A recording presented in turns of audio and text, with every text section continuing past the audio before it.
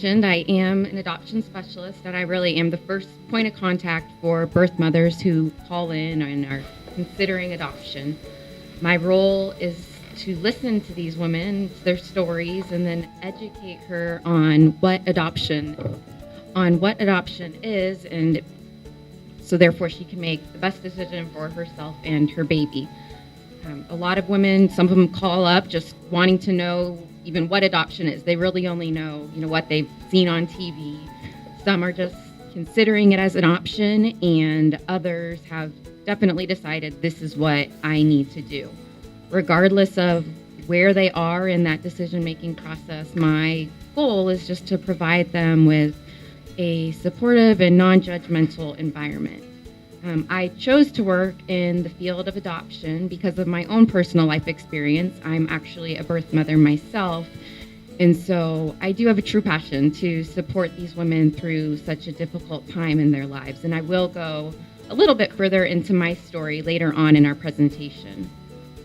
When people first find out what I do for work, some of the most common questions that I get are, what are birth mothers like, or what is a typical birth mother? I always find this question very interesting because it's kind of like asking, describe women. There's really no typical birth mother. Each is very unique. I mean, think about the women in your life. It could be a niece, it could be a friend, it could be a neighbor, it could be, your server at your favorite restaurant or the cashier at your local grocery store. It could be a college student, or it could be a woman that's practically homeless with several other children. Many people, I think, have this idea in their minds that their birth mother is going to be a young high school cheerleader that got pregnant by her high school sweetheart, and they're just, too young to have a child at this time. And yes, we have had those, but they're really not the norm. As far as age goes, we've had birth mothers as young as 11 and up to 47. So there's really not a set age. I would say, the median age is probably the early 20s. Some are single, some are in relationships, some are even married, and they just maybe can't handle another child. There could be several birth father possibilities, or the father could be completely unknown. Try to remember that if this woman's life was so perfect, she probably wouldn't be considering adoption. But there are a few things that they all do have in common. They're pregnant.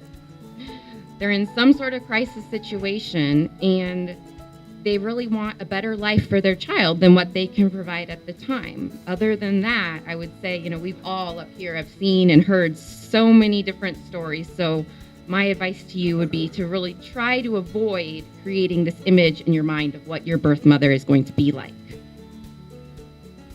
I like to think of adoption as a journey. There are highs and lows, ups and downs.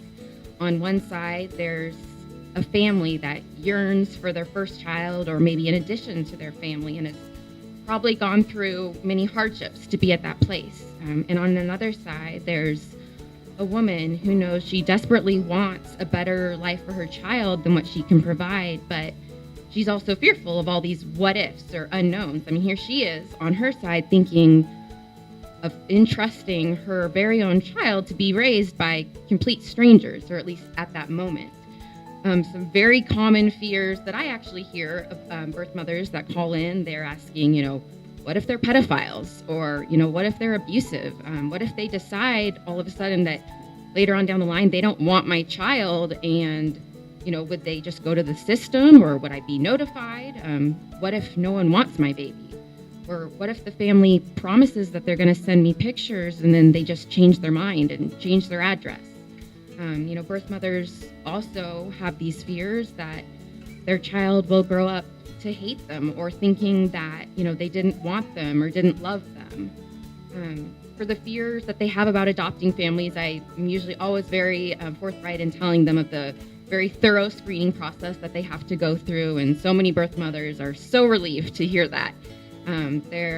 They want to know also that they get to choose the family, and their baby doesn't just go to the next family on the list. They get to talk to the adopting family and choose that family that they can be comfortable with, and they can build as much of a relationship with the family as everyone is comfortable with.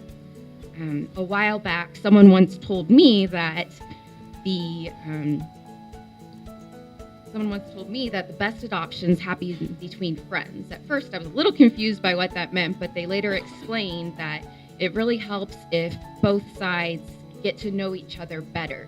It gives a birth mother more sense of comfort that she has chosen good people to raise her family. And then on adopting family side, it can show you that she is committed, and someday that you'll be able to tell the actual child that you knew their mother and the birth mother about them. Adoption, it's not an easy choice. I try to, a lot of women are calling up feeling bad about their situation and embarrassed or ashamed, and so I try to encourage them to look at the positive side and say, hey, this, your unplanned pregnancy can turn into the biggest blessing to another family. And a family that desperately wants a child, and without her, without you, they may never have been able to experience that joy. And I also try to have them look at it as the child is being doubly loved. They have a birth mother that has loved them enough to give them life and continue with this pregnancy, and then also an adopting family that has chosen to adopt this child. I don't think anyone accidentally adopts, they're definitely chosen. And in getting to know birth mothers over the years, I'd really like to try to shed some light or clear up a few misconceptions or misunderstandings that people might have about birth mothers. When talking about adoptions and birth mothers, I often hear comments like, well, she didn't want her baby anyway, or something to that extent. And let me tell you, that couldn't be further from the truth. I don't think any young girl grows up thinking she wants to be a birth mother. But I'm sure, as you all can relate, that things don't always turn out quite the way that we plan in life. And this woman is making this decision out of love for her child, not because she doesn't care or doesn't want her baby. It's quite the contrary. She really wants the best for her child. Another concern I've heard from adopting families is the prenatal care or lack thereof. They might see it as a birth mother not caring or just assuming she's doing drugs, and this isn't necessarily the case. Going to monthly checkups and hearing your child's heartbeat and everything like that can be very depressing when in the end you're not going to be keeping this child. And some, they might just kind of more be in denial of the pregnancy or just don't want to think about it, or, they're worried about becoming more attached. And, adoption for a woman is one of the most unnatural things you can do. I mean, to carry a child for 9 months and then give that child to another family, it can be very difficult.